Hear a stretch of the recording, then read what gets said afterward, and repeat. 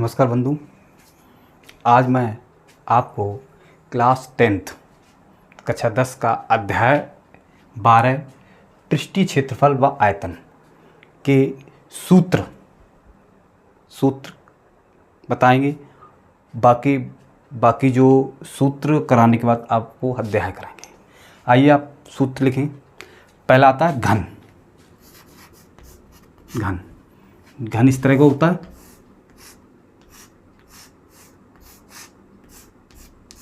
ये घन होता है। अब आ जाए, यहाँ पे लिखना चलेगा घन का आयतन बराबर होता है ए क्यू। ये भुजाएं यानी घन की जो भुजाएं होती हैं वो सभी समान होती हैं। हमने भुजाएं ए मान ली तो ये सब ए होती है, यानी इनकी जो भुजाएं जो होती हैं वो समान होती हैं। दूसरा सूत्र है घन का पृष्ठीय क्षेत्रफल।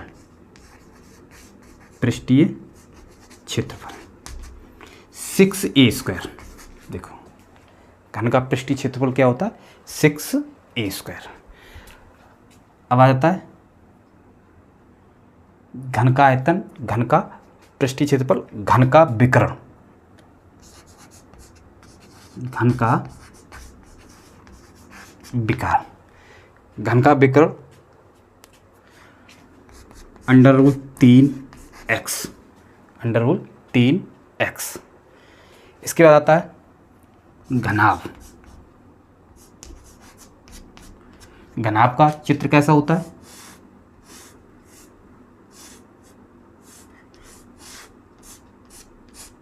इस तरह का होता है, क्योंकि घनाभ में क्या होता है, लंबाई अलग होती है, चौड़ाई ऊंचाई अलग होती है, यानी सभी मान अलग होते हैं। तो यहाँ पे लिखेंगे घनाभ का आयतन क्या होता है? L × V × H, यानी लंबाई इंटू चौड़ाई इंटू ऊंचाई, यानी length into width into height. फिर आता है घनाभ का पृष्ठीय क्षेत्रफल।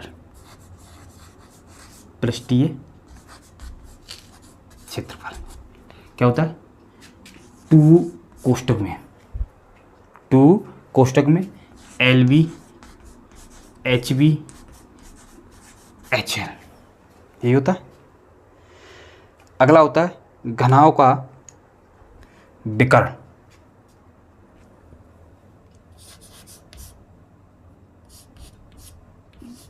घनाभ का विकर्ण √L² B² H², ये घनाभ का विकर्ण। अगला होता है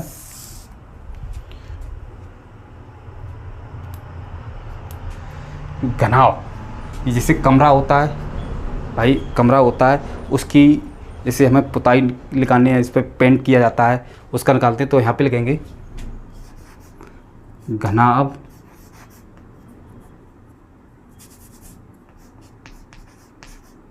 कार दीवार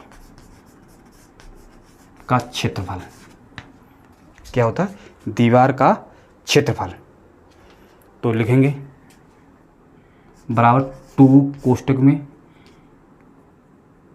L + H × V, L + H × B, sorry L + B, यहाँ पे L + B × H, ये होता है।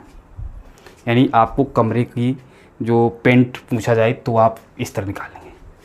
इसके बाद आता है गोला। इसके बाद क्या आता है? गोला।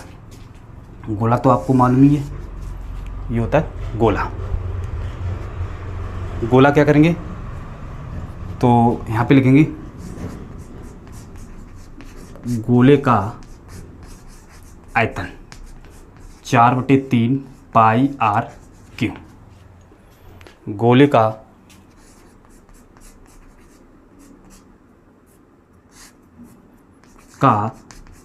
क्षेत्रफल क्या होता है 4πr²। देखो संपूर्ण क्षेत्रफल और क्षेत्रफल एक ही होता है गोले का। अब आ जाओ अर्धगोला।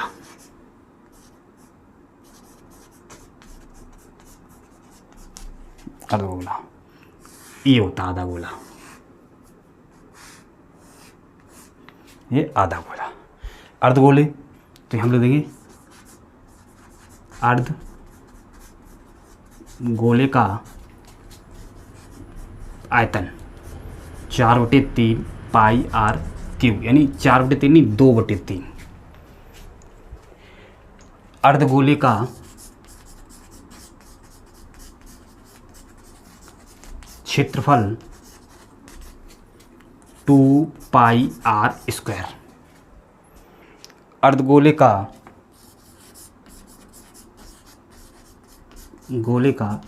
संपूर्ण पृष्ठ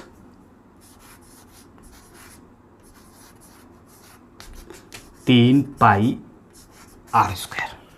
यानी गोले का संपूर्ण पृष्ठ नहीं होता है, संपूर्ण पृष्ठ और क्षेत्रफल एक ही होता है पृष्ठीय क्षेत्रफल, लेकिन अर्धगोले का पृष्ठीय क्षेत्रफल और संपूर्ण पृष्ठ अलग अलग हो जाता है। पहले इन सूत्रों को उतार लें फिर आगे का।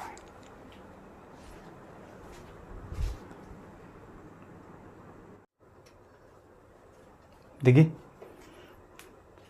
अर्धगोला हो गया।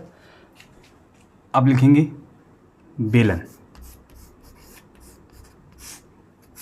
बेलन कैसा होता है, जिसे बोलते हैं सिलेंडर, यही होता है बेलन। तो यहाँ पे लिखेंगे बेलन का आयतन πr²h। बेलन का वक्र पृष्ठ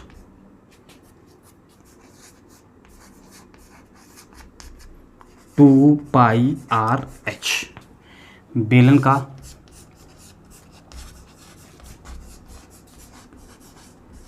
संपूर्ण पृष्ठ 2πrh प्लस का r। ये आपका वेलन हो गया। वेलन के बाद आता है शंकु।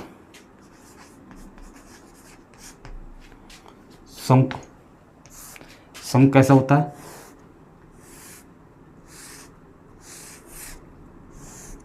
इस तरह का। तो यहाँ पे लिखेंगे शंकु का आयतन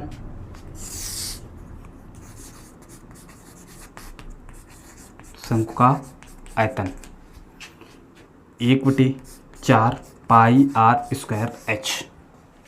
1/4 πr²h। यहाँ लिखेंगे शंकु का वक्र पृष्ठ πrl।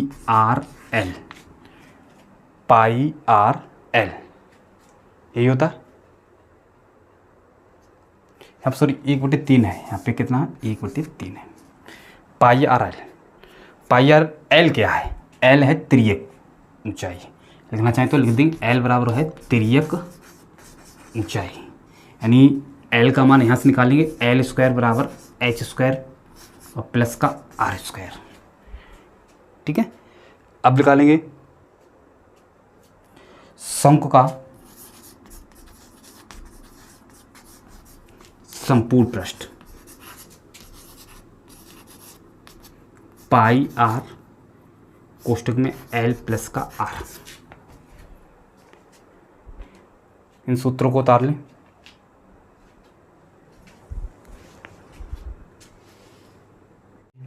अगला है गोली कोश। गोली कोश कैसा होता है, इस तरह, यानी खोखला। ये खोखला यानी इसकी तो त्रिज्या होती है ये वाली, ये r, और ये जो बड़ी त्रिज्या होती है ये कैपिटल R। ठीक है। इसका यानी ये खोखला होता है, ये बीच वाला खोखला होता है, इसका क्षेत्रफल निकालने को आता है।